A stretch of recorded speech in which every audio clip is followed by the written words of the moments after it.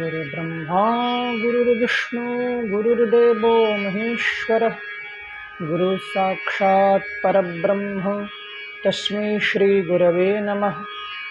नमः कुञ्जविहारिण्ये नमः कुञ्जविहारिणे स्वामी श्रीहरिदासाय गुरुणां नमः।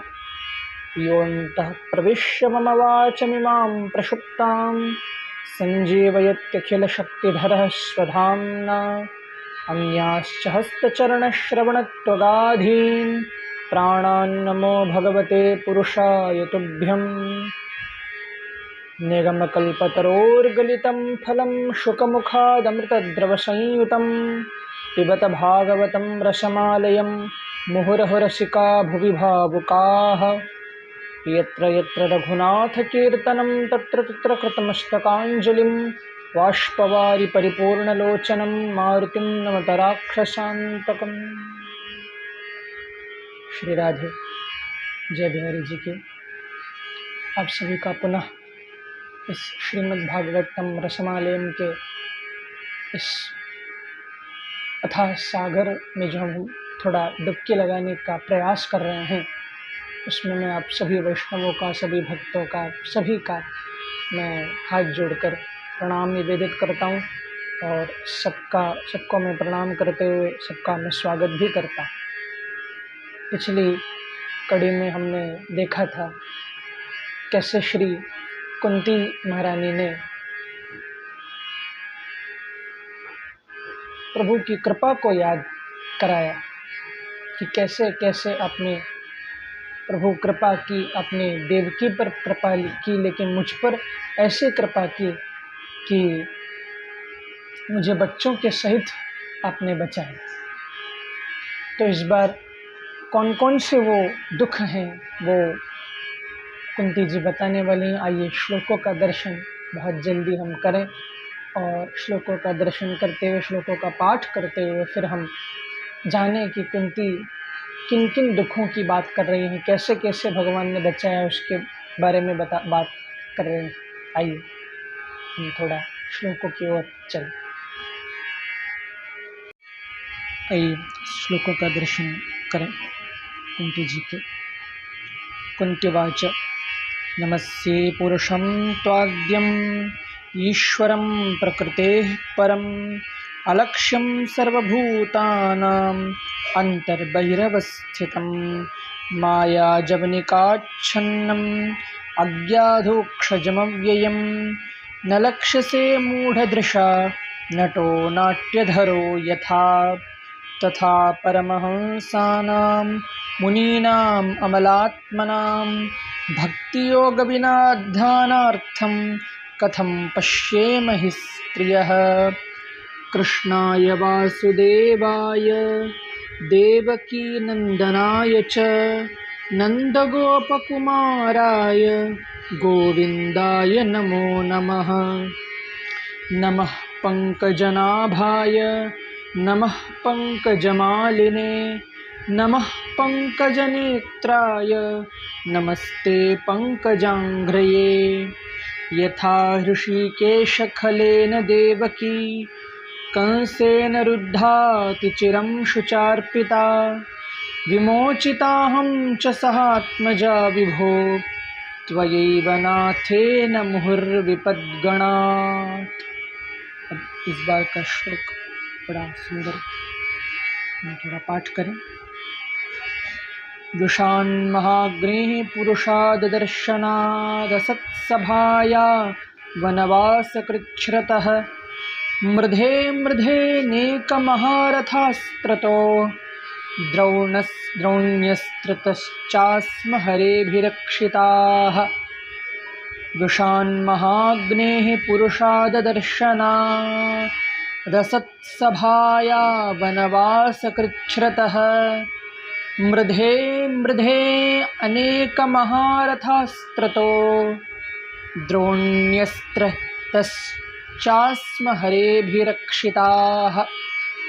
विषान्महाग्नेः पुरुषाददर्शनाद् असत्सभाया वनवासकृच्छ्रतः मृधे मृधे अनेकमहारथास्त्रतो द्रोण्यस्त्रतश्चास्म हरेभिरक्षिताः विषान्महाग्नेः पुरुषाददर्शनात् असत्सभाया वनवासकृच्छ्रतः मृधे मृधे अनेकमहारथास्त्रतो द्रोण्यस्त्रतश्चास्म हरेभिरक्षिताः। कितना सुंदर हमने पाठ किया। इस श्लोक में कितना सुंदर कुंती जी बोल रही हैं, क्या क्या उन विपत्तियों को याद करके प्रभु की कृपा को याद कर रही हैं। विषान महाग्नि पुरुषाद दर्शनात् असत्सभाया वनकृच्छ मध्यमा वनवास कृच्छ्रतः मृधे मृधे अनेक महारथास्त्रतो। कह रही हैं कि विषान महाग्नि, मेरे बेटे भीम को विष के लड्डू खिलाने का प्रयास किया गया, उसको मारने के लिए। लाक्षागृह में हम सबको जलाने का प्रयास किया गया।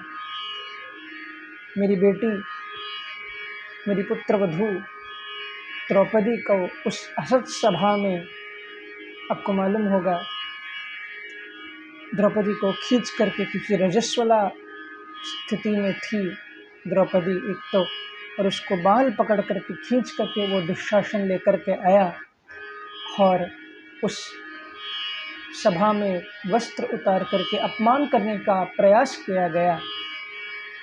लेकिन ठाकुर जी कैसे अपने बहन को अपमानित होते हुए देख सकते हैं, क्योंकि जब एक बार रथ चलाते हुए ठाकुर जी का जो हाथ जख्मी हो गया था, तो जब जख्मी हाथ को एक उंगली कट गई थी, उंगली में थोड़ी सी चोट आ गई थी, तो उस चोट को देख करके द्रौपदी जी ने तुरंत अपनी साड़ी का वो पल्लू लिया, फाड़ा और तुरंत उस घाव में लगाने लगी।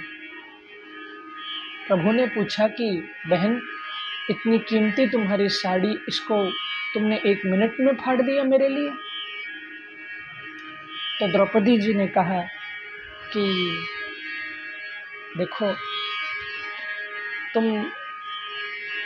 तुम्हारे आगे ये साड़ी की कोई कीमत नहीं है। आप सुखी होने चाहिए। आपके सुख के लिए तो मैं ऐसे हजारों साड़ियाँ आप पर कुर्बान कर सकती हूँ, बलिहार कर सकती हूँ। जब ऐसे कहा तो ठाकुर जी ने कहा कि तुम्हारी इस एक छोर पल्लू की साड़ी जो तुमने फाड़ी है, इसका कर्जा मैं अब कैसे उतारूंगा? ये तो मेरे सिर पर एक कर्जा बन करके मेरे लिए हो गए। तो उसी कर्जा को उतारने के लिए प्रभु ने फिर उस असत सभा में जब द्रौपदी जी का अपमान होने लगा, तो कहते हैं कि 10,000 गज बल थक्यो, लेकिन थक्यो न 10 गज चीर। 10,000 ताकत वाला वो दुशासन थक गया साड़ी खींचते, लेकिन प्रभु की ओर से वो 10 गज चीर साड़ी आते आते नहीं थकी। इतना दिया कि प्रभु ने लाज द्रौपदी जी की बचाई। तो कुंती जी यहाँ यही सब याद कर रही हैं कि एक एक पल में वनवास कृच्छ्रतः, हम जब वनवास में गए, अज्ञातवास में गए, तभी भी आपने हमारी रक्षा की। मृधे मृधे अनेक महारथास्त्रतो, अर्जुन के सामने कितने बड़े बड़े, मेरे पांडवों के सामने कितने बड़े बड़े वीर खड़े थे। द्रोण थे, भीष्म थे, कर्ण था।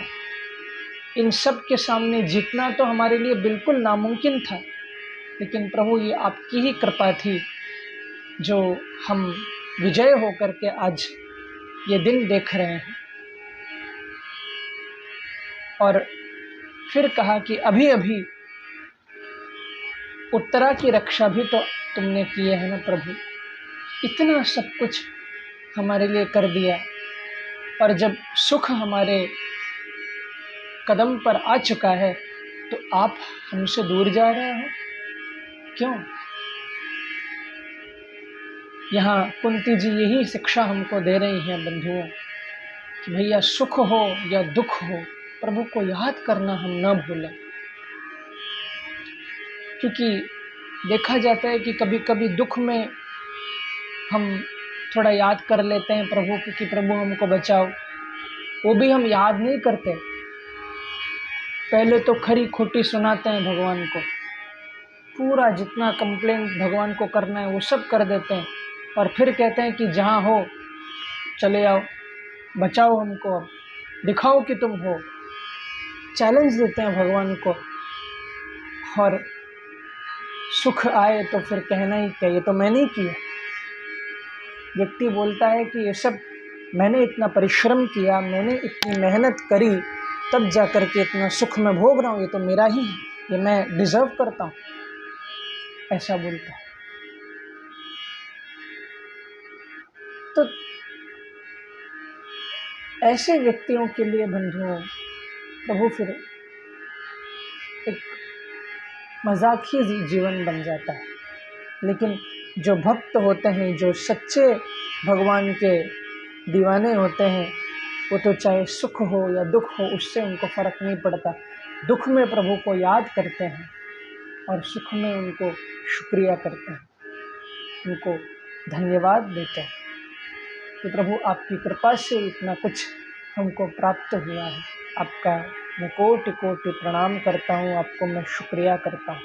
और दुख आए तो भी प्रभु से ये नहीं कहते कि ये दुख मेरे पल्ले क्यों आ गए, नहीं, क्योंकि कर्म के हिसाब से भोगना तो सबको पड़ता है। बस भक्त प्रभु को यही कहता है कि भैया दुख आए तो बस मुझे हिम्मत आप प्रदान करते रहना, मुझे वो हिम्मत देना कि मैं इस दुख को झेल पाऊँ और आपको याद करते करते इस दुख से भी मैं पार हो जाऊँ। याद रखना जो ऐसा कह देता है भगवान को, और दुख में भी भगवान को उतना ही प्रेम करता है जितना सुख में करता है, तो प्रभु उसको ज़्यादा देर दुख में नहीं रहते, उसको खींच करके, उसको अपना हाथ दे करके स्वयं उस भक्त को ये महसूस होता है कि प्रभु मुझे बचा रहे हैं। हर पल जो असंभव ये कार्य था उसको प्रभु ने संभव करके दिखा दिया, ये भक्त महसूस करता है। और ये पक्की बात है, अगर आप भक्त बन जाएं, आप प्रेम करने लग जाएं, तो ये हो ही नहीं सकता कि प्रभु की कृपा आप महसूस ना करें। प्रत्येक दिन प्रत्येक क्षण आप महसूस करेंगे उनकी कृपा को। तो यही यहाँ कुंती जी कह रही हैं कि प्रभु की कृपा का आप स्मरण करें, उनकी कृपा का अनुभव आप करें कि कैसे कैसे आपके जीवन में प्रभु ने आपको बचाया है। भक्त हो तो ये पक्की बात है कि वो ये महसूस करता ही होगा, करना ही उसको पड़ेगा कि हर पल उसको प्रभु ही बचा रहे हैं। ये उसको अपनी अनुभूति में आ जाएगा। और ऐसा भक्त कभी प्रभु को कंप्लेन, कभी गुस्सा नहीं करता, वो प्रभु को हमेशा धन्यवाद ही करता है। सुख भी मुझे प्यारे हैं, दुख भी मुझे प्यारे हैं, छोड़ो मैं किसे भगवन, दोनों ही तुम्हारे हैं प्रभु, यही वो कहता है। तो इतना कह करके इस प्रसंग को तो मैं विराम देता हूँ। धनुर्मास के प्रारंभ हुआ है तो हम सब प्रभु की कृपा को याद करें, उनकी कृपा की छाया में हम सब रहें, यही प्रार्थना करता हूँ। और अगली कड़ी में मैं आपको फिर नया श्लोक सुना करके उसका भाव हम थोड़ा श्रवण करेंगे।